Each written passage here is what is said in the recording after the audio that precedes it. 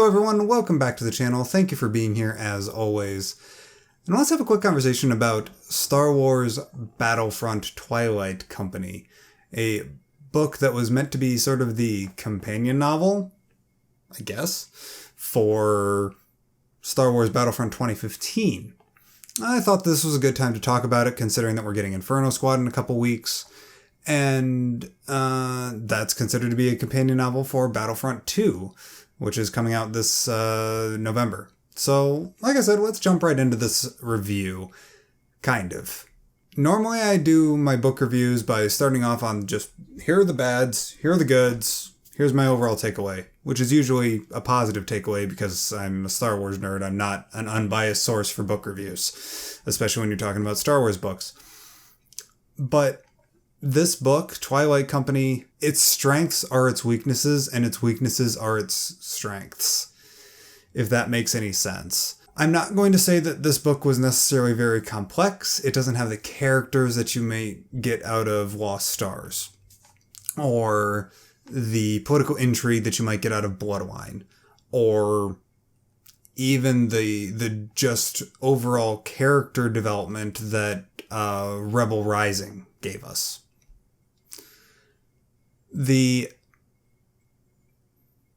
main downside to Battlefront Twilight Company was simply that it was very thrown together. It feels very thrown together. And that's not necessarily a bad thing, but it feels like Alexander Freed, the author of Battlefront Twilight Company, was approached with the idea of writing a military novel set in the Star Wars universe. And then he said, sure, what is it for? And they're like, yeah, it's for this new Battlefront game that we got. And then he said, cool, do you have a script for the story? And then they went, what story? And then he went, okay, could you give me some locations at least? And some, maybe some key battles and stuff that people will be playing through in the multiplayer stuff? And they said, here you go. And then Alexander Freed said, okay, I guess I'll try and make this work into a story. And that's not necessarily a bad thing. I can see where people come from when they say that this book had zero character development. I can see where they come from when they say that the characters were somewhat two-dimensional. And they are to a certain extent. I would disagree, but I do see where people are coming from with that reaction to Battlefront Twilight Company. But my reaction to Battlefront Twilight Company is that I love it. I love this novel. I know that there's not too many great things about it. I know that there's no cohesive story involved in the entire thing, basically. There's no hints. There's no long game in the narrative of this book. You've got, in the Thrawn novel, you've got Night Swan who shows up in, chapter 7 or whatever, and then disappears for the rest of the book and then shows back up for the last third, right? You don't have anything like that in this novel. You have the story of Namir, who is kind of the main character, just this rough and tough sergeant in Twilight Company. And basically you're just following his story as he fights alongside his brothers and sisters in arms in the 61st Mobile Infantry Division of the Alliance, also known as Twilight Company. And it's not complicated. They kind of try and make it complicated in that they throw in some kind of token villains that are hunting them down or whatever, but really the strength of this novel comes from the lack of direction. Everything in Star Wars has this sort of mythological destiny in it. Everything happens for a reason, and everything happens because some unseen force is behind everything. That's not this book at all. And you guys see my room. I love Star Wars. I love that determined paths thing that the Force allows inside of the Star Wars universe. But it's really refreshing to have a novel that is so grounded in just these poor, desperate soldiers just trying to stay alive in this galactic conflict. That's all it is. And it's absolutely great because of that. It is just a bunch of people trying to not die while the Skywalkers and the Palpatines and the Padmes and the Solos and the Organas and these massive characters of destiny are stomping around all over the galaxy.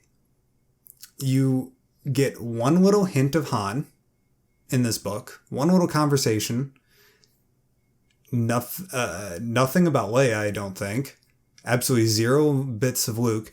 The Force is even never mentioned in this book. The Force is never mentioned even once. The Jedi are mentioned once, but they're only mentioned in that Namir, who's this outcast from a backwater world, a failed colony attempt essentially, Namir just reacts to the Jedi being mentioned as one of those old religious zealot organizations, whatever.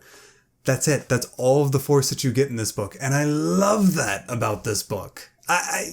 Followers of the channel, followers of me on Twitch, followers of me on Twitter will know that the X-Wing novels, the Rogue Squadron novels / Wraith Squadron novels are my favorite books from Star Wars, period, end of story. Now, I think that Twilight Company went a little bit too far in that direction, but in that direction of randomness and that direction of reality, quote unquote.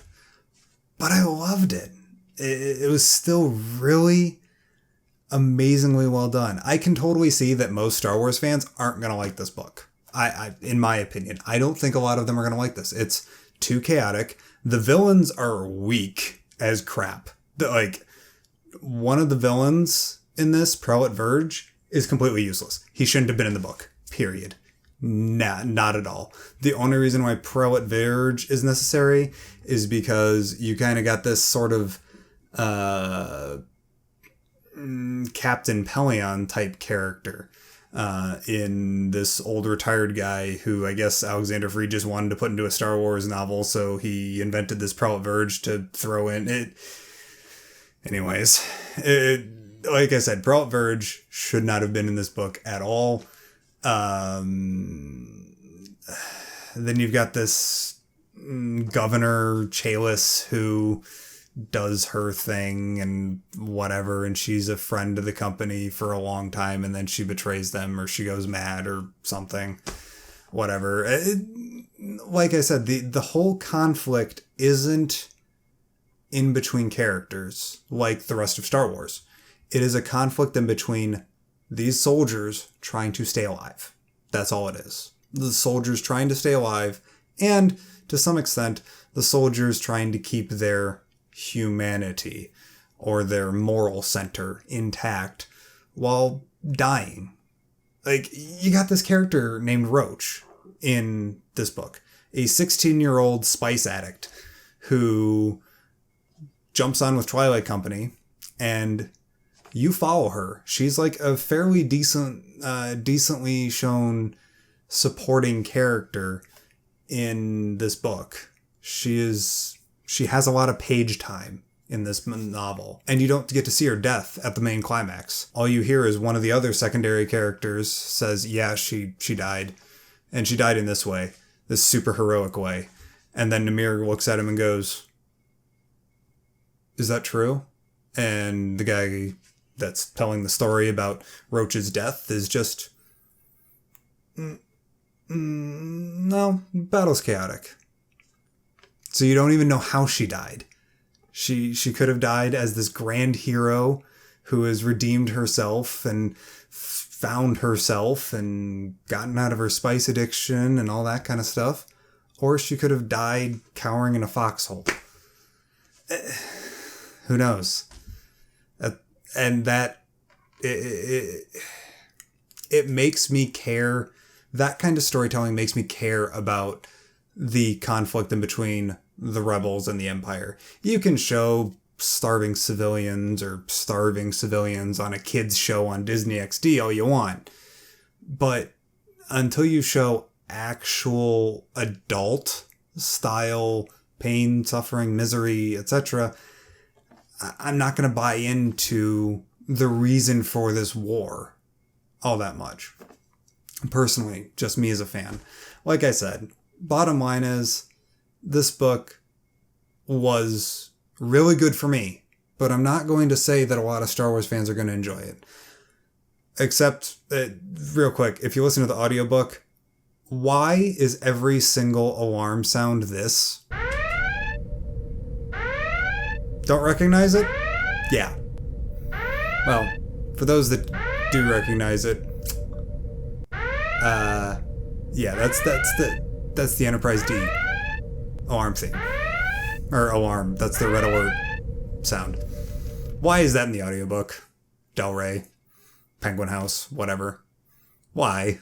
Don't get your Trek in my wars, man. I love me some Trek and I love me some wars, but don't put them together. Of course, I can't really complain too much. Star Trek 2009 was basically a Star Wars film. All respect to you, JJ. But I guess that's all I've got to say really on Star Wars Battlefront Twilight Company. Let me know what you guys thought about this down in the comments down below, because this book kind of disappeared. Like, it showed up and then it disappeared. Like, there was no fanfare for its release, and there was no massive panning of it from the fandom after its release. Like, you know, you got Lost Stars, which everybody was like, whoa, that was an amazing novel. And they're right. And then there you've got everybody that's like, wow, Aftermath was like a huge letdown, which they have a point too. But Battlefront Twilight Company just kind of seemed to be forgotten. And I want to know what you guys thought of it. Please let me know down in the comments down below. I'd love to have a conversation with you guys down there. There's also my Twitch and Twitter linked down below. Twitch, we do live streams every Sunday. Let's see here. Am I missing anything? Oh, likes and subscribes. If you enjoyed this content, please, it lets me know that I'm doing things the right way, because I make these videos to entertain you guys and to inspire conversations. Thank you as always, and may the Force be with you.